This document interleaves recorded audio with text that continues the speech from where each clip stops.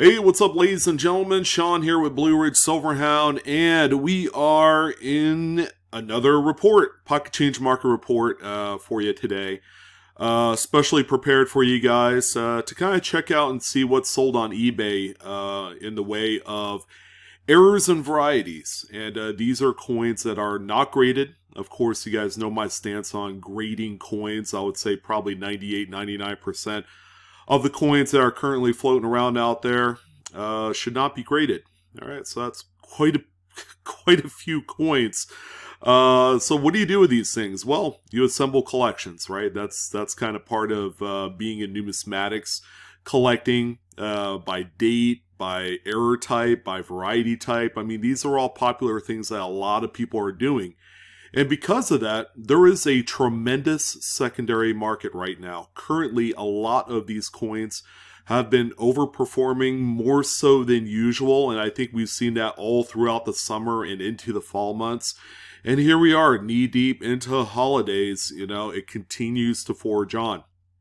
We have 32 total lots to talk about today, quite a bit. So if you got some time, go ahead and, you know, sit in your comfy chair with a cup of coffee or tea, whatever your deal is. If you guys aren't shopping, then obviously you're checking out Blue Ridge's next hot hit on our hands here.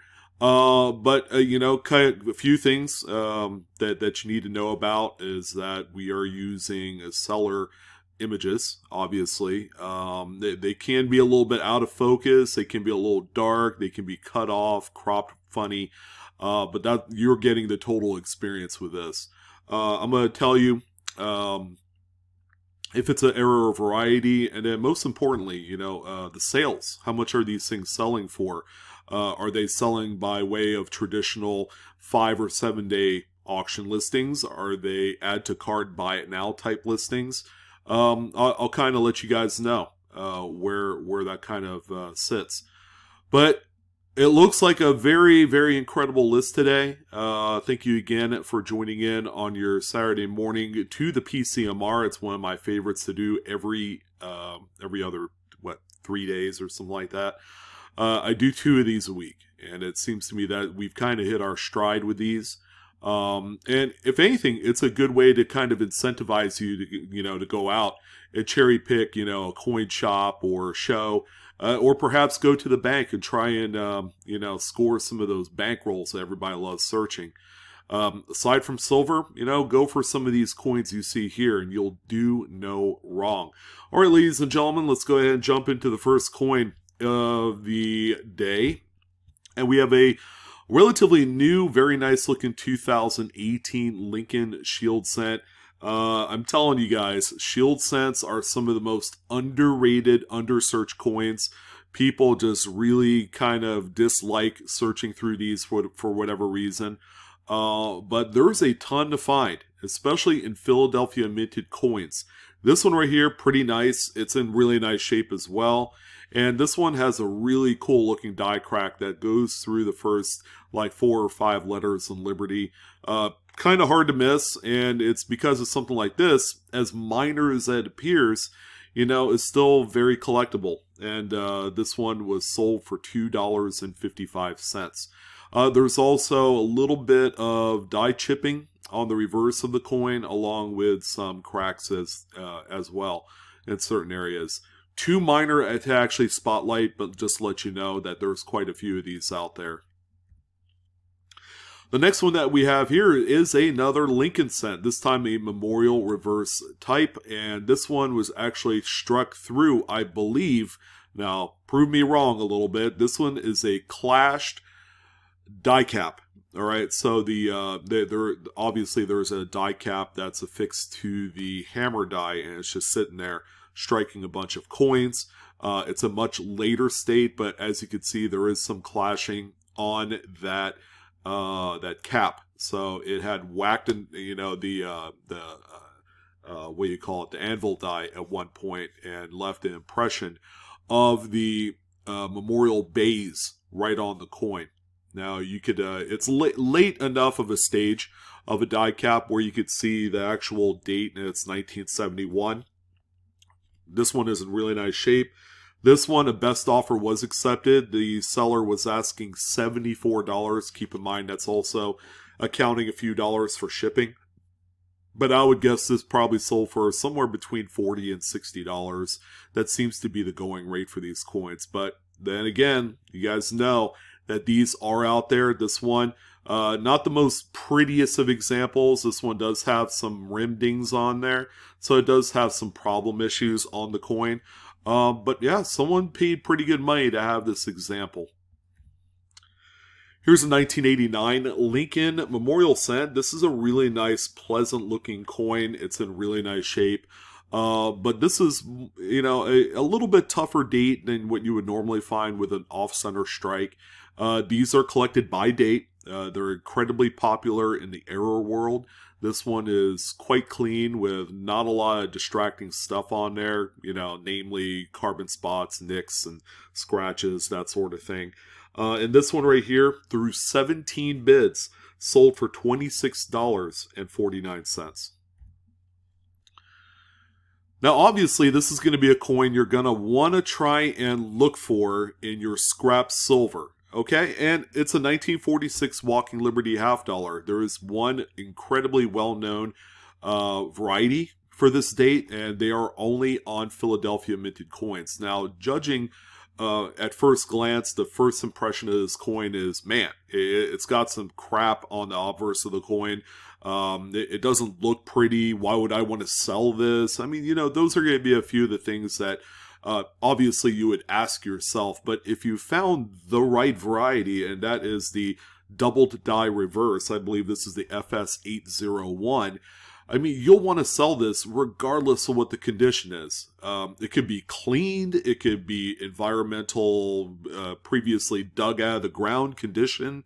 You know, it really doesn't matter because this is one of the premier varieties in U.S. coins. But take a look at E Pluribus Unum. That's where you can see a lot of the doubling on there. But also check out the cactus plant that you see here. There's a lot of doubling. And then the tips of all of these feathers. Even down here, you can see the doubled feathers. And this is quite a strong variety. You'll even see some doubling on the leg of eagle here. All right, but yeah, this is a big one. This is in the Cherry Picker's Guide. This is the one that everybody strives to look for and cherry pick. And coins in mid-state condition are worth many thousands of dollars. This is just a big one. This one, even in its current state of condition, sold for $27.54, and that's with 2 bids. So there were a few people that obviously wanted the coin that they put bids in. But just, you know, kind of take perspective in this. This is a coin, melt value-wise, that's worth about somewhere close to $7. But instead of settling for a $7 value, you sell it for $27. I mean, that's a pretty good gig right there. I would probably do that all day long. Now, here's a really cool one. If you haven't found one of these are out there. They're on the newer colorized big head notes. They only show up on the 20s as far as I know, but this is a 2004 series $20 Federal Reserve note. Guess what? Something is missing on this note, all right? And again, they have been commonly overlooked because nobody really pays attention to the fact that the green seal that is supposed to be under the word 20 right here on the right side of the note is completely missing. Now, there have been a number of these notes found, okay? It is a legitimate BEP error as reported by some of the more seasoned currency collectors out there. So this is a really good, very nice error to look for on your much more modern currency.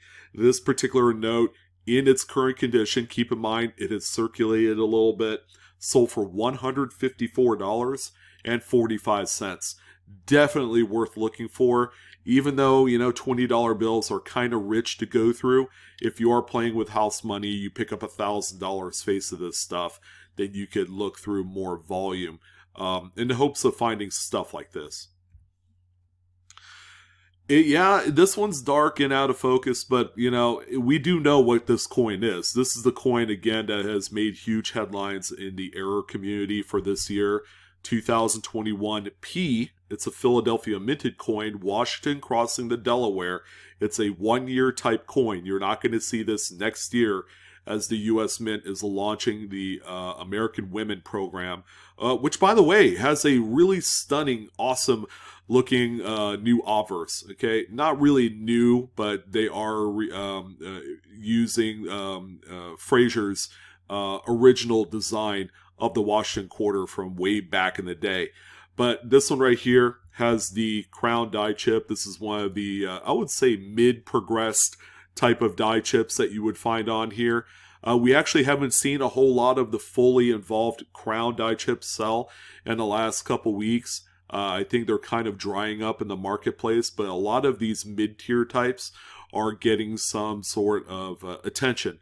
This particular coin right here in this condition sold for $31.75, and that's with 4 bids. Again, it's not nothing. It's $31, and you know, if you find one, more than likely you could find a few others because they all seem to travel in groups. This one's cool here. Now, if any of you actually search through bulk wheat cents, more than likely you've come across a few of these. And I didn't know they had this kind of value until I saw this one. Very similar to a coin I highlighted, I believe, on my last PCMR episode, where we had, I believe, a 1954S with a bunch of little weird die chips and the date and stuff.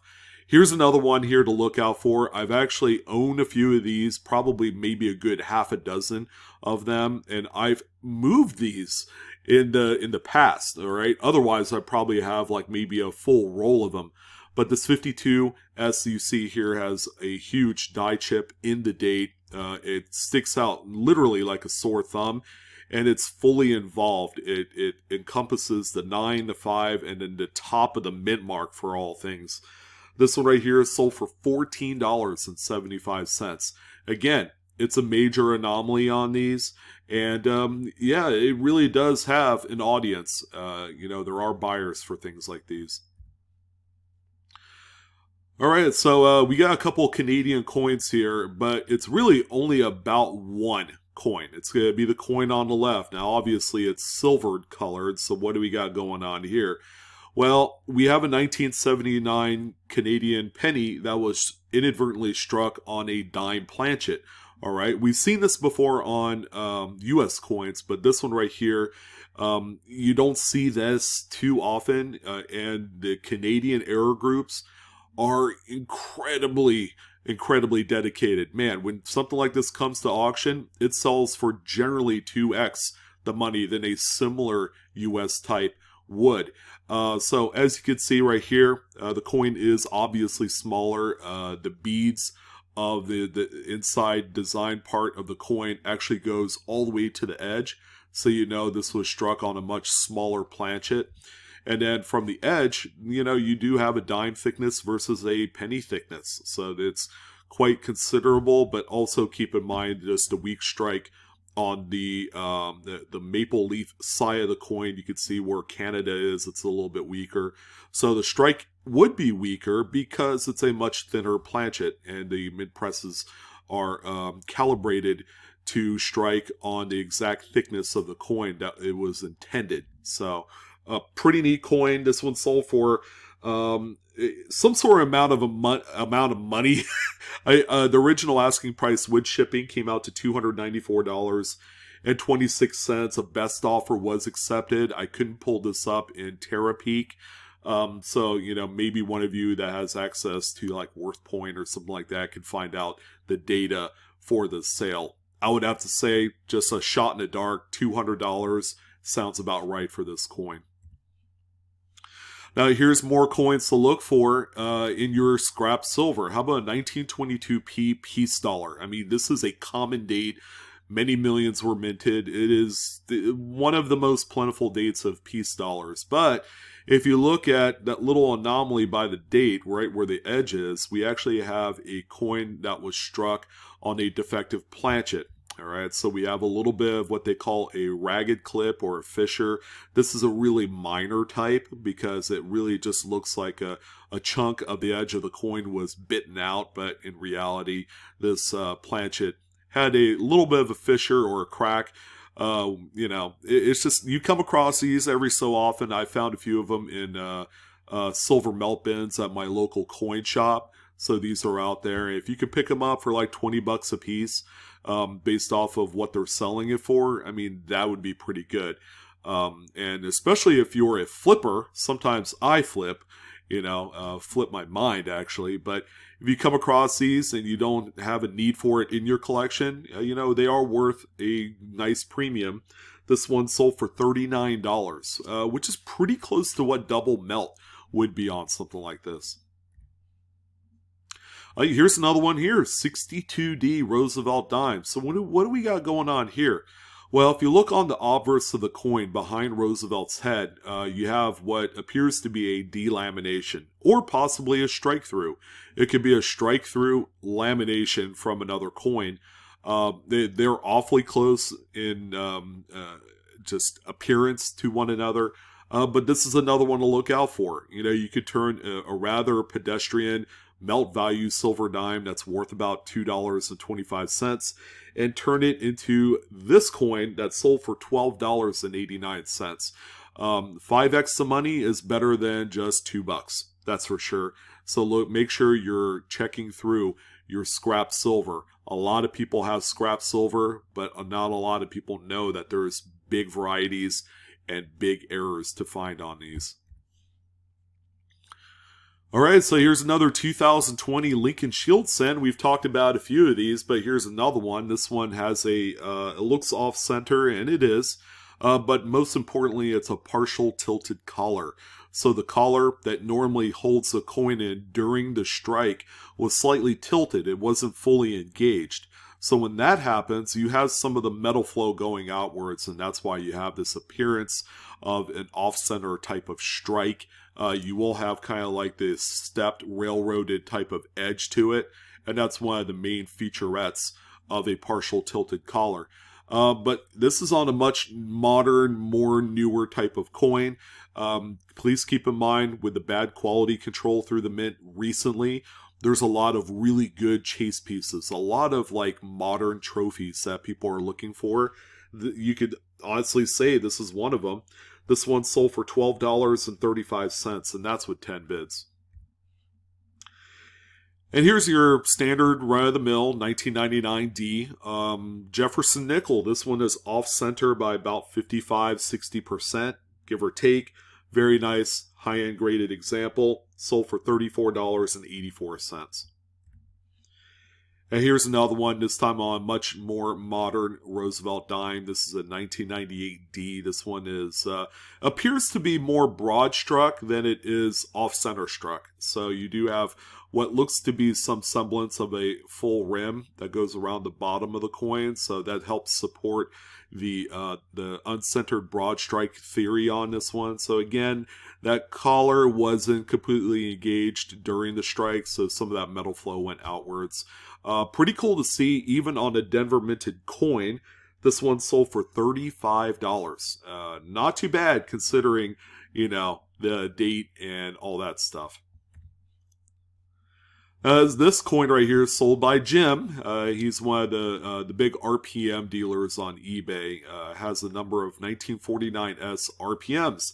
This is RPM number 6. The close-up of the mint mark as you see it there on the right side. You could, you know, tell it's a RPM. All right, S over S. I believe the second S is east of the primary. So this one right here with all the guide arrows as well shows just the second like ball of the S that's been hammered in twice into the working die. But yeah, pretty neat. This one right here sold for $17.95. If you come across, you know, BU rolls, especially Denver and San Francisco's, make sure you're looking for RPMs, because there are some specific RPMs, especially in high grades, that don't come out to the market that often. So make sure you are checking, you know, like coppercoins.com or, you know, Wexler's site and a few others, Dr. Wiles, and make sure that you attribute them properly. Now, this is an interesting note. It's a 2003 $2 bill. However, it looks like that this note had those goofy stickers on there or something. This one looks like it's got some sort of like, it's a little bit washed out or something. But it looks like it's got some sort of staining or whatever going on. But the big sell point of this note is that high serial number. You know, it's got 5 leading 9s, okay, and a 3-digit kind of like random mixed number set at the very end. But low serial numbers and high serial numbers are very desired to those collector bases. This one right here, it's in decent shape. I don't know what all of the stuff is on the front of the note that's giving it that white tint. Could be some sort of like, I don't know, some sort of bleaching agent or some chemical of some sort as they try and peel off the stickers that someone had put on the note. But there's the back of the note. It looks normal. I mean, this one looks about as good as you would expect from a freshly printed $2 bill.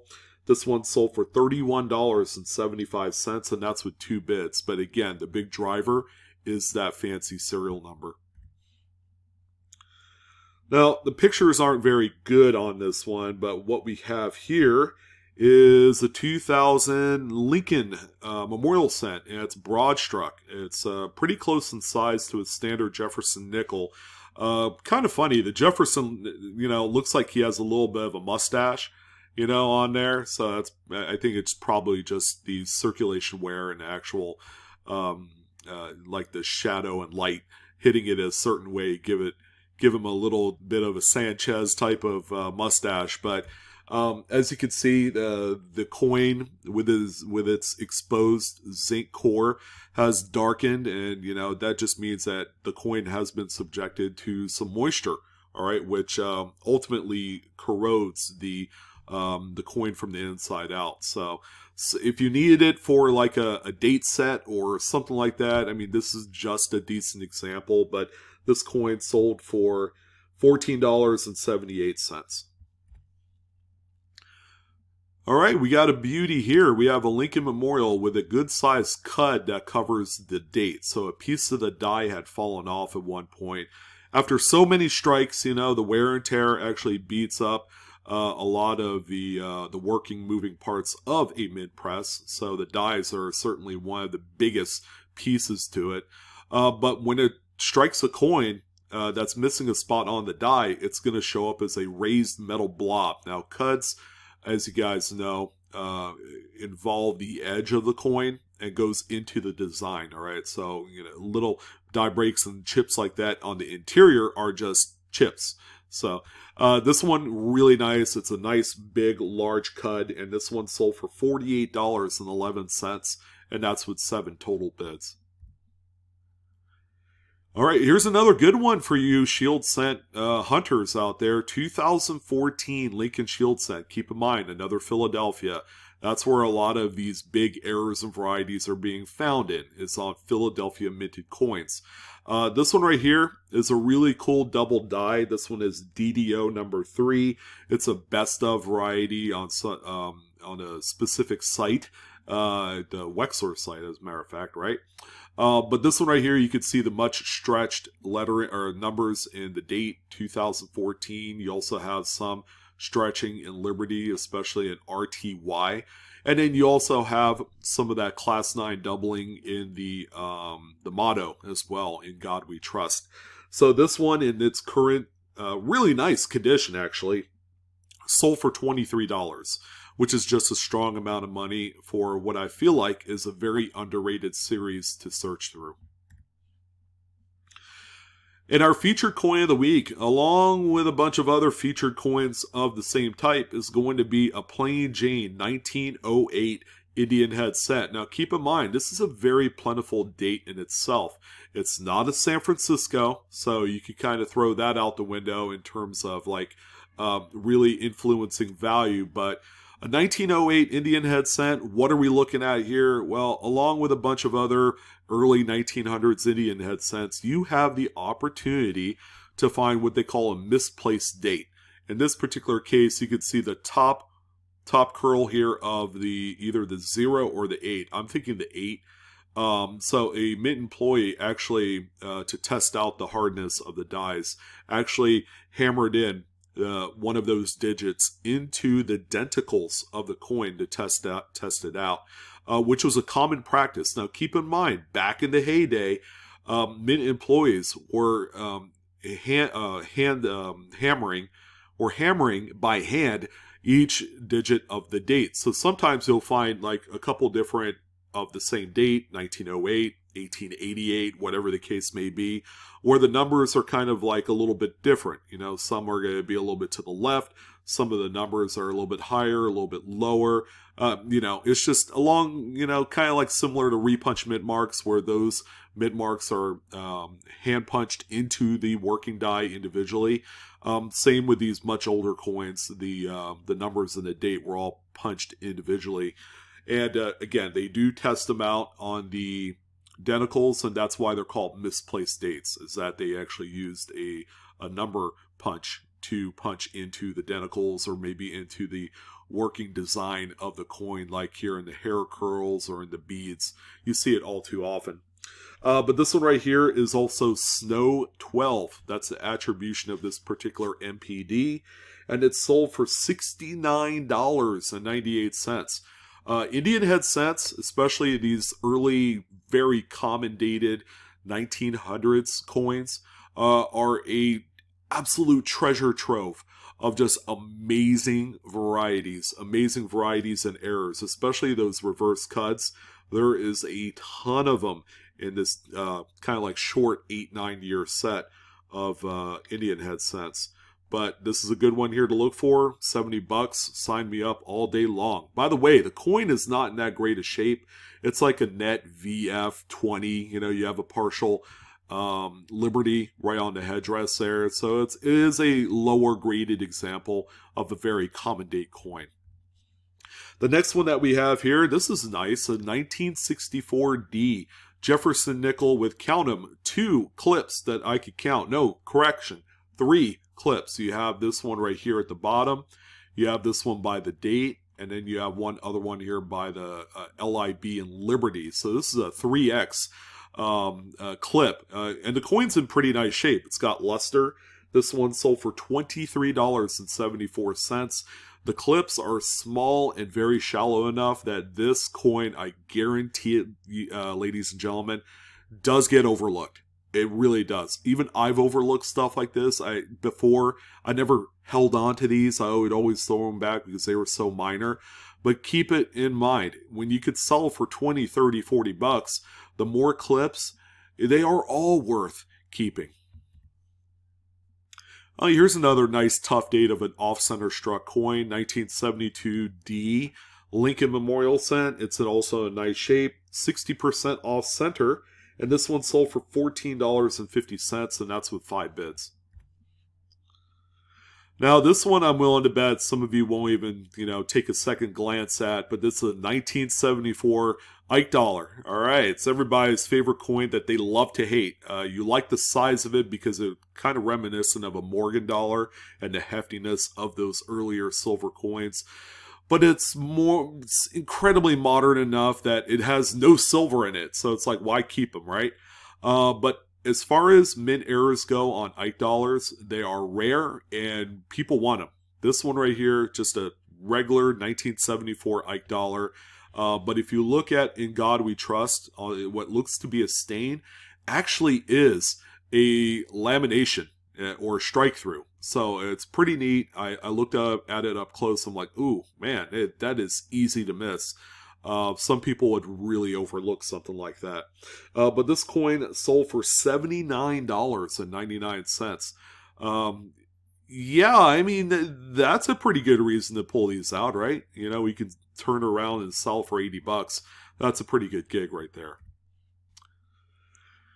All right, so we got a Kansas State quarter. This one is here for a different reason, okay? As you guys know, I haven't talked about the In God We Rust strike-throughs, which are plentiful on the secondary market, and believe it or not, they actually sell for 5 to 10 bucks. This one here is on here for a different reason. As you can tell, the reverse of the coin with the buffalo is copper colored. And as what you would expect, this one is indeed missing that nickel plating on the reverse. Now, people claim that they find these all the time, but the big dead giveaway is that when you look at the reverse, it is fully sharply struck, number one. Number two, it has every bit the appearance of an earlier pre-1982 Lincoln cent, because those will be copper. Those are copper, ladies and gentlemen, and they oxidize the same way as a Lincoln cent does. So keep that in mind. There's no pitting, no nothing like that where, you know, there's some shenanigans going on. This is a legitimate true blue example. This one sold for $174.01, and that's with 12 bids. This is a good variety here, and one of the nicest that you could find in the 60s. It's a 64 Philadelphia Lincoln Memorial cent. This one is the double die reverse. This is also referred to as the FS 801 in the Cherry Picker's Guide. But take a look at the doubling on the United States of America. You can see even the doubled serif on the S, the splits and notches. This coin is just super nasty. I love it. I'm glad I found my few because I haven't found any more since about 10 years ago. But yeah, look at E Pluribus Unum. You got all sorts of funky notching, and this is just a glorious coin. This one right here in its current condition sold for 15 bucks. I kind of feel like that's a little bit of a bargain, but much higher graded specimens command hundreds of dollars. Speaking of scrap silver that you could turn around and make buco bucks on, 1943S Washington Quarter. This is a big double die, ladies and gentlemen. Double the die obverse. I believe this is FS 101 in the Cherry Picker's Guide. But as kind of an appetizer, take a look at the date. You guys see that doubling there. And then Liberty. Wow, this is a fantastic coin. And I'm not going to say that you could see this with the naked eye. I mean, if you have really good vision, you could probably see a few diagnostics on here, especially on much higher graded examples. This, however, if you look at In God We Trust, this is a no doubt, no-brainer double die. Just incredible splits and spread all over the place in the motto. This is a big one. This is the biggest one of the 40s, and in much higher grades. This is a coin that commands 5 figures all day long. This one in this condition, I mean, call it circulated probably VF20, sold for $199.99. 2 C notes is a heck of a deal for this coin. If you find it, man, you have a tall, tough task ahead of you. Do you keep it or do you sell the thing? Well, I'm happy to say they're worth a lot of money.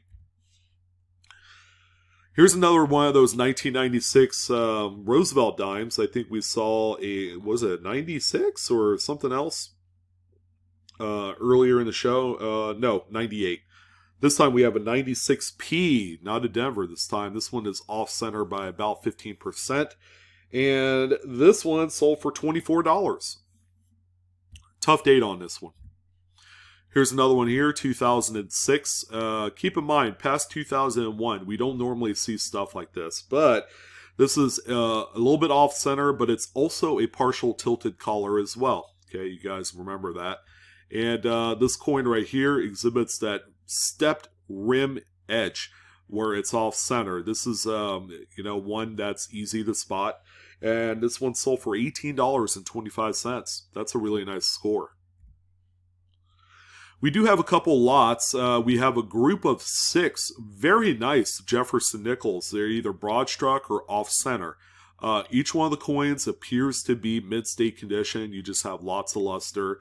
They're all like 1980s. There's even like a 74 right here.